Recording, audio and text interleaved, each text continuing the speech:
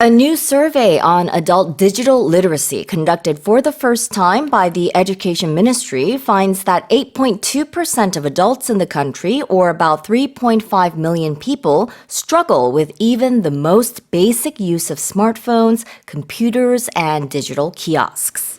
교육부가 실시한 제1차 성인 디지털 문해 능력 조사 결과 전체 성인 인구의 8.2%에 해당하는 약 350만 명이 스마트폰, 컴퓨터, 매장 키오스크 등의 디지털 기기를 가장 기본적인 수준으로 조작하는 것도 어려워하는 것으로 나타났습니다. Tell us more. Yeah, so I think this is why we can't just assume everyone knows how to use digital devices like smartphones and tablets and those kiosks at restaurants. So they're saying that through this this survey, I guess, that was conducted by the government, most Korean adults can use basic digital devices, but millions, we're talking about millions of people, still face challenges, especially among the older generation and those with less education and people in the lower income households. So this is according to the Education Ministry, and they're saying that 8.2% of adults, or about 3.5 million people, are struggling with even the simplest tasks, while 17.7% can use devices but not effectively in daily life. And by contrast, over half of adults reach the highest competency level and they're able to handle tasks like online banking and ticket booking.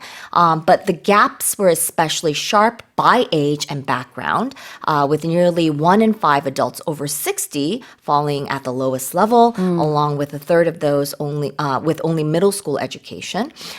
They say that women, rural residents, and low-income households also showed higher digital exclusion.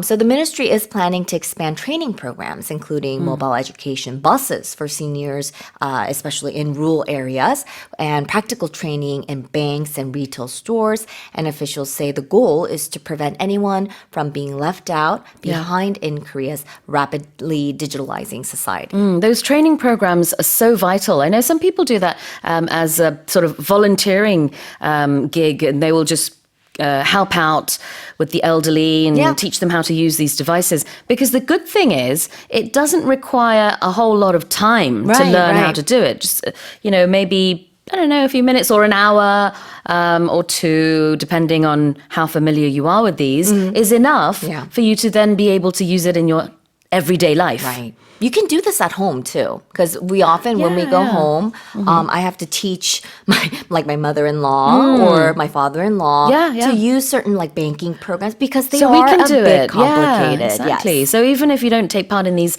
learning programs, if you yourself are really good with these devices and you know someone who isn't, you can just spend a few minutes and teach them, because that's really going to make a difference in their life. Yes. 그래요. 이렇게 디지털 기기 사용하는 게 어려운 분들에게 교육하는 것이 정말 너무 필요하다. 그리고 또 다행인 것은 조금만 교육해도 금방 배울 수 있어서 그 효과가 크잖아요. 그래서 정말 많은 분들이 빠른 시일 내에 다 이렇게 디지털 기기들을 더 잘 이용하고 이해할 수 있었으면 좋겠네요. 자, 여기서 쓰는 표현이 디지털 문해력이라고 아까 그랬는데 영어로는 digital literacy? Yes, digital literacy. So it's basically the ability to use information and communication technologies to find, evaluate, create, and communicate information effectively. When we say literacy, it's basically, essentially it's learning how to read something or knowing how to read initially. But in this case, we're talking about knowing how to use a device, a smart device or something. Right. So when we say literacy, it's not just, I don't think it's just being able to read, but actually to comprehend To understand. Yes. 아하. 그러니까 이제 우리나라 같은 경우에는 문맹률이 거의 0%잖아요. We are very smart. 그죠. 그 얘기를 이제 영어로 할 때는 the illiteracy rate in Korea is 0%. 한글 못 읽는 분들이 없잖아요. 우리 세종대왕님 덕분에 한글을 워낙에 누구나 읽을 수 있게 잘 만들어서. 근데 다른 나라들 가보면은 이제 기본적인 리딩도 어려운 그런 사람들의 퍼센티지가 그래도 우리나라보단 꽤 It's higher 높아요. than you think, 네, yeah. 그렇죠. 그럴 때 이제 illiteracy를 쓰기도 하는데 단순히 읽는 거를 넘어서서 이해하는 것까지 그런 것들 다 포함하는 단어가 바로 literacy, literacy가 되겠습니다. 자, what about struggling with something? Right. When you struggle with something, it means that you have a hard time with something. You are having difficulty with something. So it means that you're making a strenuous effort to deal with some sort of difficult situation or problem. It could even be a person. So it implies a challenge or resistance that requires some sort of effort to overcome or manage. struggle with something은 무언가를 가지고 어려움을 겪는다는 뜻이 있어요.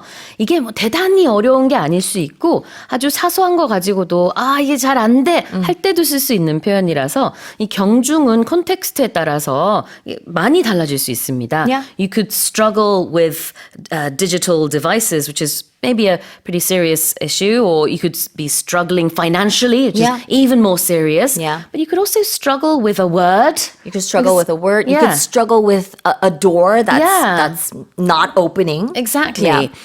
Yesterday I struggled with the word comb. Which is very That silly. happens. Yes. And I couldn't pronounce the word in Korean properly. 그러니까 그런 것처럼 무언가를 가지고 어려움을 겪다.